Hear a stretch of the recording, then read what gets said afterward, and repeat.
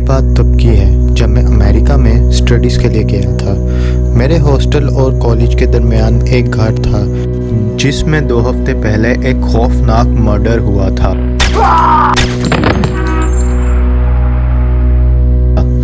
उस घर को पुलिस ने अच्छी तरह से सील कर दिया था। बाहर से गुजरते वक्त कुछ भी अंदर का नज़र नहीं आता था। हर एक खिड़की और दरवाज़ा बहुत अच्छी तरह से बंद थे। एक दिन शाम के टाइम जब मैं और मेरा रूममेट कॉलेज से हॉस्टल को वापस आ रहे थे तो रास्ते में हमने सोचा उस घर के बाहर जस्ट फॉर फन पिक्चर्स लेंगे। जब हम उस घर के पास आए तो हमने पिक्चर्स लेना शुरू कर दी।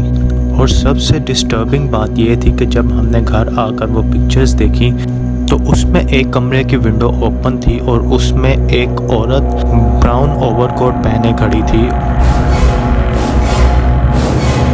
पर हमें अच्छी तरह से याद था कि हमने जब उस घर को देखा था तो उस घर की सब विंडोज़ बंद थीं। अब रात का टाइम हो चुका था और हमने सोचा कि हम वापस जाकर उस घर की उसी विंडो को देखते हैं जिसमें कि हमने औरत तस्वीर में देखी थी। पर जब हम वहाँ पर पहुँचे तो उस घर की कोई भी विंडो ओपन नहीं थी। उसके बाद से हम कभी उस घर के पास नहीं गए।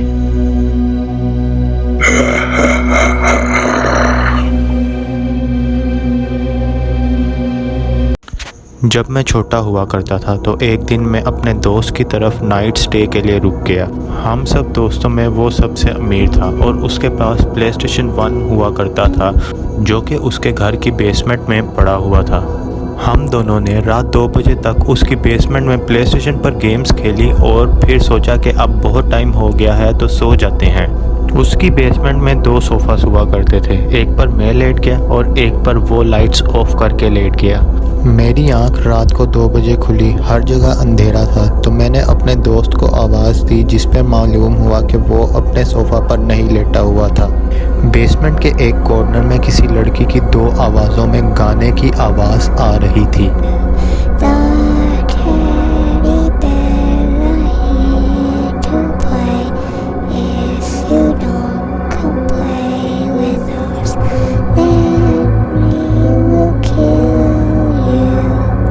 मुझे लगा मेरा दोस्त मेरे साथ कोई प्रैंक कर रहा है तो मैंने ऊंची आवाज़ में उसको बोला, ऐसा कोई मजाक नहीं है। और ये कहते ही उस लड़की की गाना गाने की आवाज़ बंद हो गई। फिर मैं उठकर लाइट ऑन करने गया तो मालूम हुआ कि लाइट ही नहीं आ रही थी और कुछ देर बाद टीवी खुद ब खुद ही ऑन हो गया,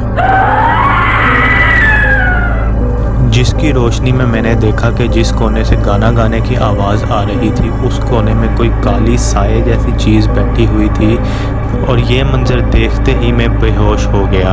अगले दिन जब मैं होश में आया तो मेरे दोस्त के अबू बताते हैं कि बेसमेंट के गेट के बाहर मैं लेटा हुआ मिला था। उस दिन के बाद मैं कभी भी अपने दोस्त के घर नहीं गया।